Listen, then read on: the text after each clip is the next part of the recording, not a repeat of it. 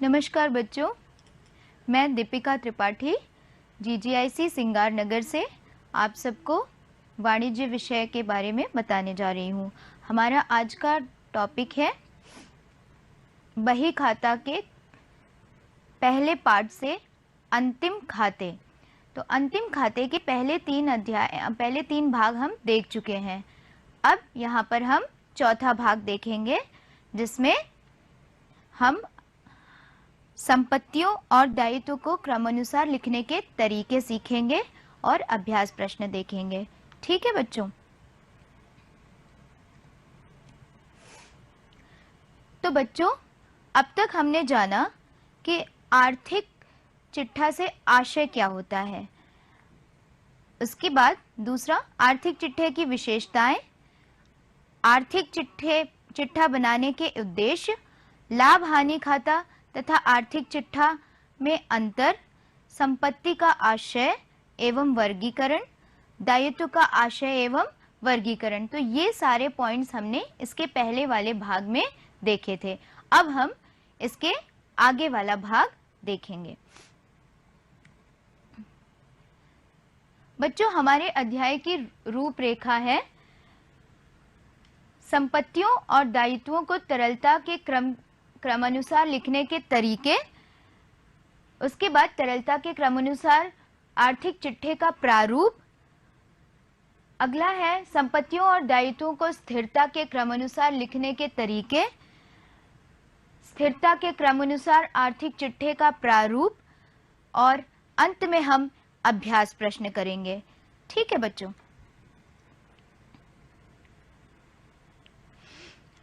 तो आज के टॉपिक में हमारा पहला टॉपिक है तरलता का क्रम। संपत्तियों और दायित्व को क्रमानुसार लिखने का जो तरीका है उसमें हम पहला क्रम देखेंगे, तरलता का क्रम। तो बच्चों देखिए, संपत्तियों को शीघ्र रोकड़ में परिवर्तित होने के क्रम से और दायित्वों को भुगतान करने के क्रम से लिखते हैं।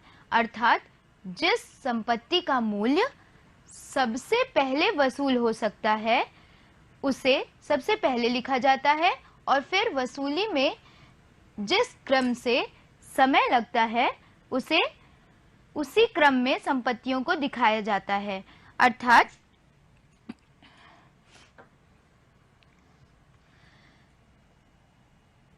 संपत्ति, जो भी संपत्ति शीघ्र रोकड़ में परिवर्तित हो जाती हैं उन्हें पहले लिखते हैं। तरलता के क्रम में जो भी संपत्ति रोकड़ में शीघ्र परिवर्तित हो जाती हैं हम उन्हें पहले लिखते हैं, और जो भी संपत्ति जिन्हें टाइम लगता है रोकड़ में कन्वर्ट होने में उन्हें हम अंत में लिखते हैं।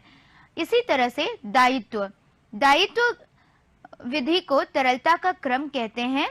इसी प्रकार जिस दायित्व का सबसे पहले भुगतान करना होता है उसे सबसे पहले दिखाया जाता है, और फिर जिस क्रम में भुगतान करना होता है उसे उसी क्रम में दिखाया जाता है। तो जिस दायित्व को हमें सबसे पहले भुगतान करना है उसे हम सबसे पहले दिखाते हैं। ठीक है बच्चों? और जिस दायित्व को हमें अंत में भुगतान करना है उसे अंत में दिखाते हैं, उसे उसी क्रम में लिखते हैं। समझ गए बच्चों? अब हम आगे इसके प्रारूप देखेंगे तो हमें बेहतर समझ में आएगा। अब ये देखिए, आर्थिक चिट्ठा जो है ये तरलता के क्रम से दिखाया गया है, जो यहाँ पर हम देखेंगे, जिसमें आपको पता ही है इसके पहले भाग में हमने पढ़ा था आर्थिक चिट्ठा में दायित्व और संपत्ति दो पक्ष होते हैं। तो पहले हम दायित्व पक्ष देखेंगे। बच्चों यहाँ पर आप देखिए, दायित्व पक्ष में सबसे पहले बैंक अधिविकर्ष दिया गया है, फिर ऋण दिया गया। अब ये तरलता के क्रम से है, मतलब अर्थात बैंक अधिविकर्ष, ऋण, ये सब चीजें जो हैं हमें पहले ही पे करना है, पहले हमें इसका भुगतान करना है। समझ गए बच्चों? तो इसीलिए ये सारी चीजें पहले हैं, बैंक अधिविकर्ष, ऋण, देय विपत्र, विविध लेनदार। फिर इसके बाद हम पूंजी पर आते हैं। इसके बाद पूंजी का नंबर होता है। पूंजी में जोड़ो, पहले हम पूंजी में क्या जोड़ते हैं? शुद्ध लाभ, जो हम प्रॉफिट एंड लॉस अकाउंट यानी लाभ हानि खाता से ट्रांसफर करके ले आते हैं और यहाँ दायित्व पक्ष के पूंजी में ऐड करते हैं। उसके बाद ब्याज, ब्याज भी हम जोड़ते हैं, हमें जो भी ब्याज प्राप्त होता है वो हम यहाँ पूंजी में जोड़ते हैं। फिर घटाते हैं आहरण को, आहरण अर्थात ड्रॉइंग्स, जो भी हम निकालते हैं हमारी जमा पूंजी में से जो रुपए या जो रोकड़ हम निकाल लेते हैं उन्हें हम ड्रॉइंग्स कहते हैं। अदत्त व्यय, अदत्त व्यय अर्थात जो व्यय ना दिए गए हों, वो हमारे ऊपर एक लाइबिलिटी होते हैं, जो खर्चे हमने नहीं पे किए हैं वो हमारे ऊपर एक लाइबिलिटी है। फिर अनुपार्जित आय और संचय तथा निधियां, ये सारी, संचय अर्थात बचत, जो हमारी बचत इन्वेस्टमेंट वगैरह होती हैं वो भी जो हमें पे करनी होती है, जो हमने पे नहीं किया है, ठीक है।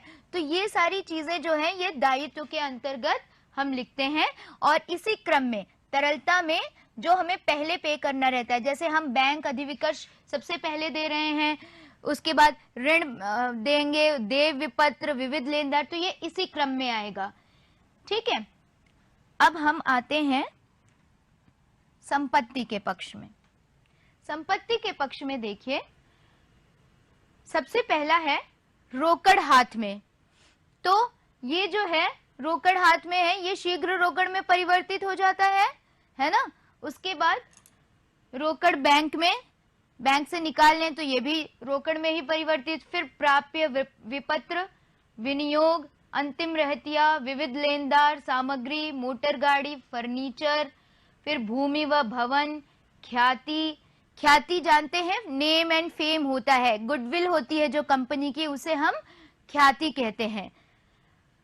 उपार्जित आय, उपार्जित आय, पूर्व दत्त व्यय, यंत्र व कल, तो ये सारी चीजें जो हैं ये आर्थिक चिट्ठा के तरलता के क्रम में इसी क्रम में लिखी जाएंगी, ठीक है, इसी क्रम के अनुसार लिखी जाएंगी। जैसे रोकड़ जो है, हम जिस भी चीज को, जिस भी संपत्ति को आसानी से कैश में बदल सकते हैं, कैश अर्थात रोकड़ में, तो उसे सबसे पहले लिखा जाएगा। जैसे रोकड़ हाथ में है तो वो तो कैश ही है, तो वो सबसे पहले आएगा। उसके बाद जिसको हम बहुत ही आसानी से कैश में परिवर्तित कर सकते हैं उसी क्रम में लिखा जाएगा। समझ में आया बच्चों? और उसके बाद अंत में योग, जैसा कि आप जानते हैं बैलेंस शीट में योग लास्ट में किया जाता है, दोनों साइड का टोटल समान आना चाहिए। बच्चों अब हम स्थिरता का क्रम देखेंगे। संपत्तियों और दायित्वों को क्रमानुसार लिखने के तरीके में दूसरा क्रम है स्थिरता का क्रम। यह क्रम तरलता के क्रम से बिल्कुल विपरीत है, उल्टा है ये। जैसे हम तरलता के क्रम में संपत्ति में जैसे हमने देखा जो रोकड़ में शीघ्र परिवर्तित हो जाएगा उसको सबसे पहले लिखते हैं, लेकिन यहाँ पर इसके विपरीत है। जैसे हम भूमि, यंत्र व कल ये सब पहले लिखेंगे और बाद में रोकड़, cash in hand, cash in bank, ये सब बाद में आएगा। समझ गए बच्चों? इसके बाद दूसरा है, इसमें सबसे पहले अधिक स्थायी संपत्तियां व स्थायी दायित्व लिखे जाते हैं, उसके बाद में कम स्थायी संपत्तियां एवं दायित्व लिखे जाते हैं। जो संपत्ति तथा दायित्व अधिक स्थायी हैं, जो अधिक स्थायी हैं, जो तरल नहीं है, उन्हें हम सबसे पहले लिखते हैं। समझ गए बच्चों? जैसे हमारे पास यंत्र व कल है, भूमि है, तो ये सारी चीजें पहले है, ये स्थायी संपत्ति हैं, इन्हें हम पहले लिखते हैं, और तरल संपत्तियां जो है बाद में आती हैं। इस क्रम को संयुक्त पूंजी कंपनी एवं सहकारी समितियों द्वारा अपनाया जाता है। जो संयुक्त पूंजी कंपनियां होती हैं और सहकारी समितियां होती हैं वो इस क्रम को अधिकतर अपनाती हैं। इसी प्रकार दायित्व को भी हम लिखते हैं, जो अधिक स्थायी दायित्व हैं जिन्हें हम बाद में भी दे सकते हैं, तो उन्हें हम सबसे पहले लिखते हैं, और जो दायित्व स्थायी नहीं है, अस्थायी हैं, उन्हें हम सबसे बाद में लिखते हैं। समझ गए बच्चों? तो ये है हमारे स्थिरता का क्रम। अब हम इसका प्रारूप देखेंगे। तो बच्चों अब हम इसके प्रारूप पर आते हैं। सबसे पहले हम दायित्व पक्ष में देखेंगे क्या क्या आता है और किस क्रम में आता है।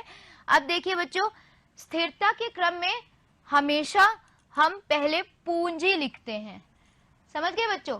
पूंजी सबसे पहले आता है, जो स्थायी दायित्व के रूप में माना जाता है। पूंजी में आप जानते हैं शुद्ध लाभ और पूंजी पर जो ब्याज हमें मिलता है, जैसे हमने फॉर एग्जांपल बैंक में कुछ रुपए जमा किए हैं, ठीक है, आपने या हमने किसी ने भी जमा किए हैं तो उस पर हमें ब्याज मिलता है। हमारे बैंक में जो भी अमाउंट जमा है उस पर हर महीने या कुछ महीनों में बैंक हमें ब्याज देते हैं। उसी तरह से एक व्यापारी के पूंजी पर भी व्यापारी को ब्याज मिलता है जो इसमें ऐड किया जाता है, जोड़ा जाता है। और शुद्ध लाभ जो हम प्रॉफिट एंड लॉस अकाउंट में हमें नेट प्रॉफिट मिलता है वो भी पूंजी में हम जोड़ते हैं और आहरण घटाते हैं। इसके बाद संचय व निधियां, अदत्त व्यय, अनुपार्जित आय, ऋण, देय विपत्र, विविध लेनदार, बैंक अधिविकर्ष, ये सारी चीजें जो हैं जो अस्थाई होती जा रही हैं वो सबसे अंत में आएंगी। ठीक है बच्चों, और इसी प्रकार यहाँ पर हम आएंगे संपत्ति पक्ष में। तो संपत्ति पक्ष में भी ख्याति सबसे पहले आएगा, ठीक है, वो स्थायी रहता है।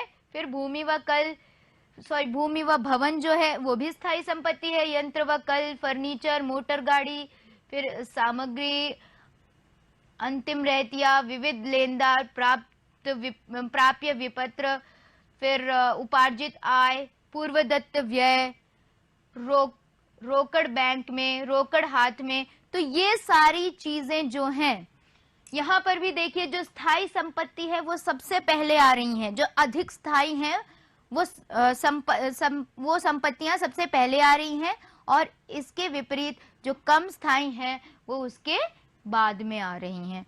समझ गए? तो इसी तरह से हम स्थिरता के क्रम को लिखते हैं और फिर अंत में इसमें भी योग करते हैं। दोनों पक्षों का योग बराबर आना चाहिए।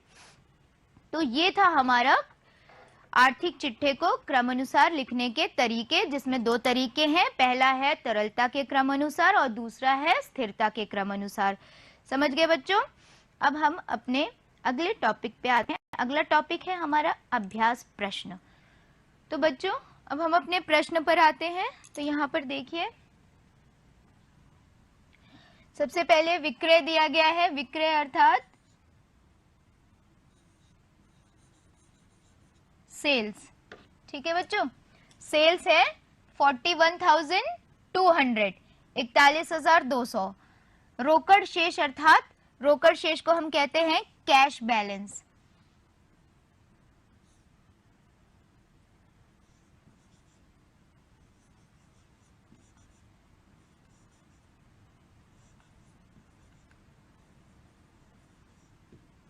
Cash balance. आहरण अर्थात ड्रॉइंग्स। मैं आपको अंग्रेजी में भी बता दे रही हूं।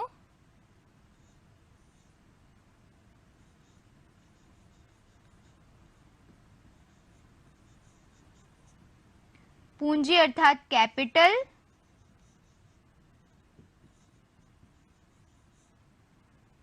मरम्मत अर्थात रिपेयर्स।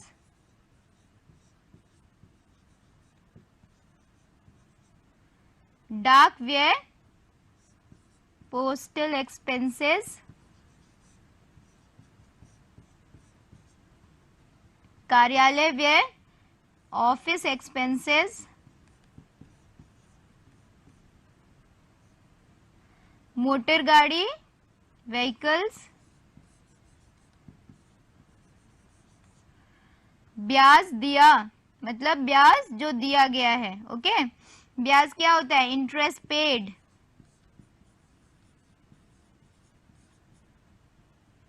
ठीक है, जो पे किया है। क्रय अर्थात परचेजेस।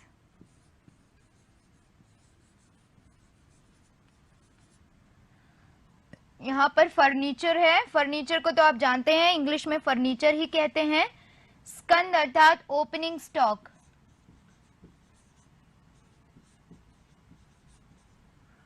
कमीशन, कमीशन ही होता है इंग्लिश में भी। किराया, किराया अर्थात रेंट जो मिला है, रिसीव्ड।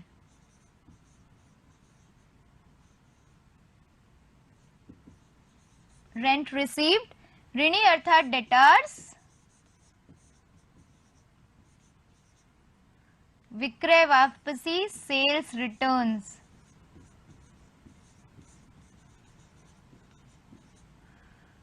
क्रय वापसी, परचेजेस रिटर्न।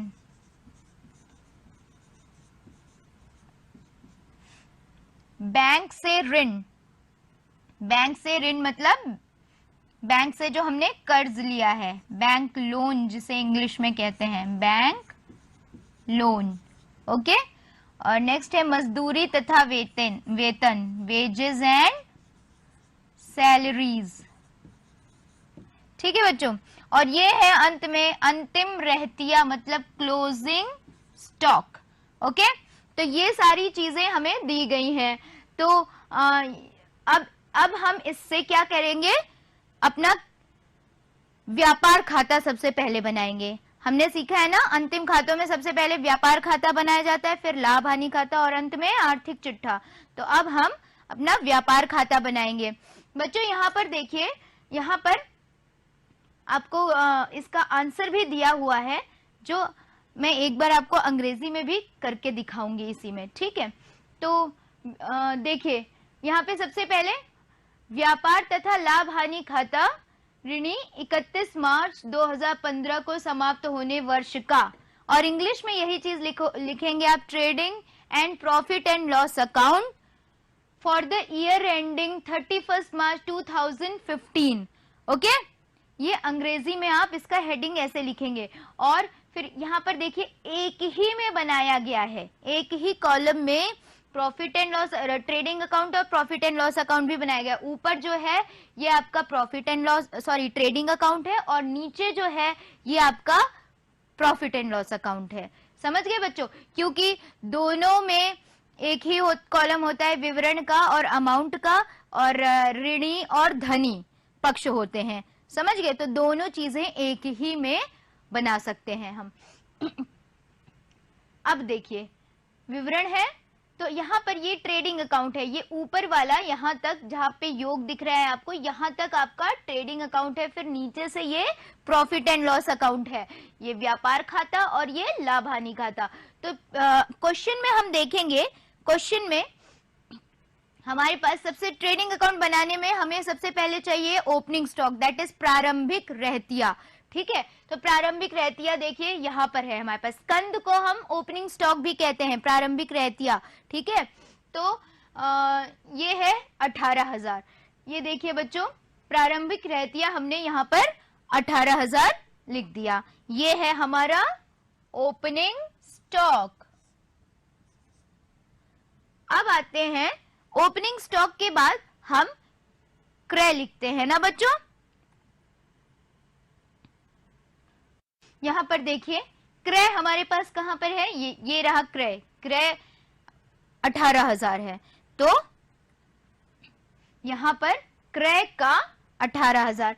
अब क्रय पहले आप इंटरनल कॉलम में लिखोगे, अंदर ही लिखोगे आप क्रय का अमाउंट। आपको पहले देखना है जब जो हमारा परचेजेस है उसमें कोई रिटर्न्स भी है कि नहीं, क्योंकि हमें रिटर्न्स माइनस करना है ना, क्रय वापसी घटाकर फिर फाइनल अमाउंट हमें बाहर वाले कॉलम में लिखना है। अब यहां पर देखिए हमारे पास क्रय वापसी भी था, ये देखिए परचेज रिटर्न्स है यहाँ पर क्रय वापसी। तो क्रय वापसी जो है हम यहाँ पर इससे घटा रहे हैं, 18,000 में से 800 रुपए हमारा जो क्रय वापसी है घटाकर जो फाइनल अमाउंट है 17,200 रुपए ये यहां पर लिखा है हमने। समझ गए बच्चों। अब आया हमारा मजदूरी और वेतन। मजदूरी और वेतन देखिए, मजदूरी और वेतन आपको कहां दिख रहा है, यहां पर है मजदूरी और वेतन। बच्चों अब यहाँ पर आपको एक ध्यान देना पड़ेगा, अगर मजदूरी और वेतन दिया, पहले मजदूरी दिया है फिर वेतन दिया है तो वो आपके व्यापार खाता में आता है। अगर आपको वेतन दिया है पहले फिर मजदूरी दिया है तो वो आपके profit and loss account, that is लाभ हानि खाते में आएगा। समझ गए बच्चों।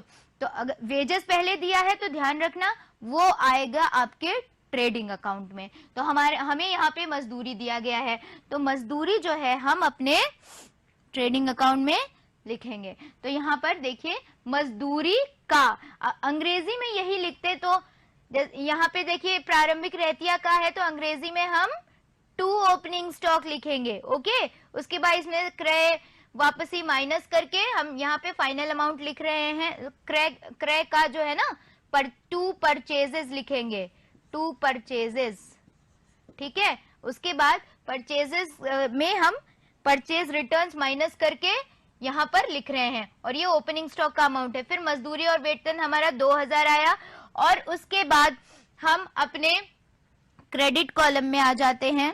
सॉरी, एक मिनट बच्चों,